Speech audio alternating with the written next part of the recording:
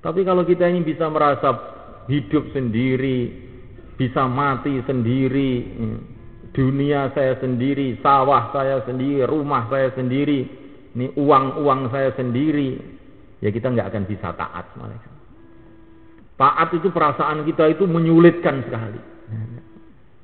Taat kepada Allah itu merugikan, menyulitkan kehidupan saya ini. Tapi kalau kita ini punya kepahaman, saya ini tiap nafas perlu bantuan Allah, perlu pertolongan Allah. Setiap detik saya ini perlu pertolongan Allah dalam segala urusan saya. Istri saya yang saya cintai itu kalau tidak ditolong oleh Allah, dia akan berkhianat, hilang ke Singapura dia nanti. Dicari nggak ketemu, jadi apa sana? Masih jadi manusia atau jadi kucing nggak tahu. Anak saya yang saya sayang ini kalau nggak ditolong oleh Allah, nanti akan jadi begajul anak saya ini. Bahkan diri saya ini kalau tidak ditolong oleh Allah SWT akan mampus, akan hancur. Maka saya ini berhajat kepada Allah 24 jam tiap detik, tiap menit dalam segala urusan. Sawah saya kalau tidak ditolong oleh Allah nggak akan panen. Kalaupun panen hasilnya nggak barokah, jadi masalah. Pabrik saya kalau nggak ditolong oleh Allah nggak akan berhasil. Kalaupun mendatangkan hasil akan menjadi semrawut dalam kehidupan saya. Nah, kalau orang itu punya kepahaman begitu, akhirnya yang dipikir pertama bagaimana taat pada Allah. Datang ke rumah, bagaimana saya taat kepada Allah di rumah saya ini. Bagaimana saya taat kepada Allah di sawah. Bagaimana saya taat kepada Allah 24 jam. Supaya malam ini saya bisa selamat, saya harus taat kepada Allah malam ini. Supaya siang ini saya selamat, maka saya harus taat kepada Allah siang ini. Maka semakin kalau orang itu pikirannya taat kepada Allah, taat kepada Allah. Nah, akhirnya kehidupannya jadi kehidupan takwa, akhirnya barokah datang dari segala arah. Kehidupannya menjadi kehidupan yang bahagia, seperti kehidupan para nabi, para sahabat, para wali-wali Allah. Dan ini dimulai dengan senantiasa bicara tadi itu semua kan. Bicara keagungan Allah. Saya ini hamba Allah, di bawah kolong langit Allah, makan rizki dari Allah. Saya perlu pertolongan Allah. Setiap waktu, setiap saat, setiap urusan saya perlu dengan Allah. Kamu mau pergi mana, Kang? Saya ada perlu dengan Pak Siman. Kleru. Saya punya perlu dengan Allah. Kemudian Pak Siman. Pertama itu Allah. Yang menggerakkan Pak Siman itu Allah. Pak Simon juga yang menggerakkan Allah. Hajat kita ini kepada Allah. Saya punya perlu dengan keluarga, kleru kamu. Perlu dengan Allah, baru dengan keluarga. Saya perlu dengan beras, tidak perlu dengan Allah yang menciptakan beras, baru beras. Ya, saya ini ya namanya manusia, ya perlu makan kok Pak. Suruh ke masjid saja. Kleru kamu itu. Perlu dengan Allah yang menciptakan makanan, begitu loh.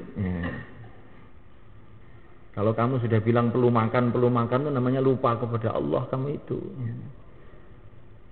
Nanti dapat makanan lupa kepada Allah, Masya Allah. Dapat nasi satu piring, tapi kalau nanti dapat murka kepada Allah, Masya Allah. Jadi apa kamu nanti?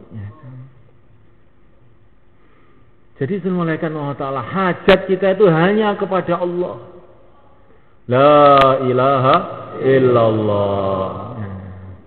Makhluk itu hanya asbab, makhluk itu juga makhluk Allah. Sawah makhluk Allah, istri makhluk Allah, anak makhluk Allah, saya makhluk Allah, presiden makhluk Allah, menteri makhluk Allah. Tidak bisa buat apa-apa tanpa Allah. Nah, kalau orang sudah paham begini ini, di mana saja ingat pada Allah. Alladzina yadhkuruna Allah qiyaman wa qu'uda wa 'ala junubihim, berdiri, duduk, berbaring mengingati Allah. Nah, mulaikan Allah Subhanahu wa taala. Dan kemudian senantiasa kita ini bicara mengenai pimpinan kita, junjungan kita yang telah diutus oleh Allah untuk menuntun kita menuju ridha Allah, menuju surga Allah, menuju kemuliaan yang kekal abadi, keselamatan yang kekal abadi, yaitu yang mulia baginda Muhammad alaihi salatu wassalam. Senantiasa kita bicarakan, kita ini hidup ini punya pimpinan. Umat Islam itu hari ini perlu pimpinan. Sudah punya pimpinan kok perlu pimpinan, bagaimana tuh kamu itu? Sudah dikasih pimpinan oleh Allah kok cari pimpinan lagi, itu gimana kamu itu? Kita ini sudah dikasih pimpinan, itu sudah tuntas, nggak perlu cari pimpinan lagi.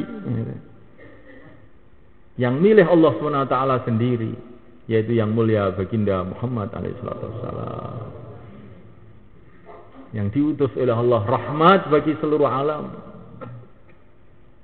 barokah untuk seluruh alam, sehingga semulaikan Allah Ta'ala kita ini mencintai baginda Nabi, mengikuti kehidupan Nabi, mencintai ilmu-ilmunya Nabi, mencintai orang-orang yang membawa ilmunya para nabi, membawa ilmunya Rasulullah SAW, yaitu para sahabat, para imam-imam, para ulama-ulama.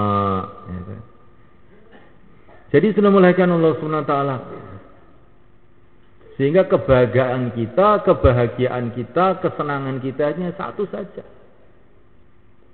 mengikuti Rasulullah SAW. Karena inilah manusia terbaik.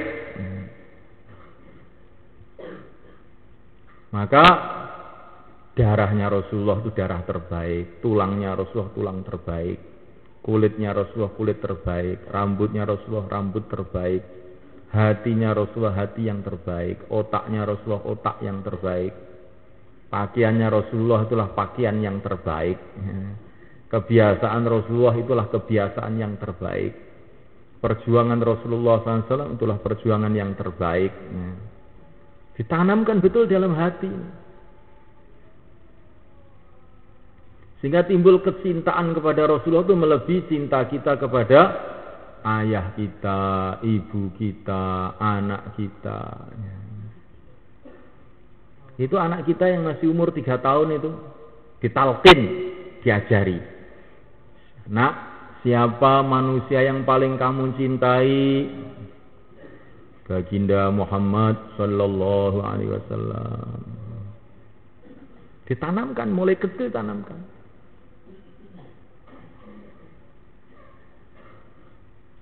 Wong sing paling disenengi sinten? Kanjeng Nabi. Cah cilik-cilik diajarin. Ditanamkan betul. Saya itu hamba Allah, saya itu umat Rasulullah SAW. Ini ditanamkan mulai kecil, bahkan mulai bayi lahir. Asyhadu an la ilaha illallah, asyhadu anna Muhammadar Rasulullah. Mulai bayi lahir, hayya 'alas shalah, diajak hubungan kepada Allah dengan sholat. Ini senantiasa kita bicarakan hari-hari. Sehingga dunia ini jadi jelas, kita ini yang diikuti itu nggak bingung. Kalau yang diikuti Rasulullah SAW, maka kita ini nggak akan jadi bingung. Tapi kalau kita mencari pimpinan yang selain Rasulullah SAW, pasti kita ini akan bingung. Karena tidak mensyukuri nikmat. Tidak mensyukuri nikmat. Tidak ada nikmat yang lebih besar setelah iman melebihi Rasulullah SAW.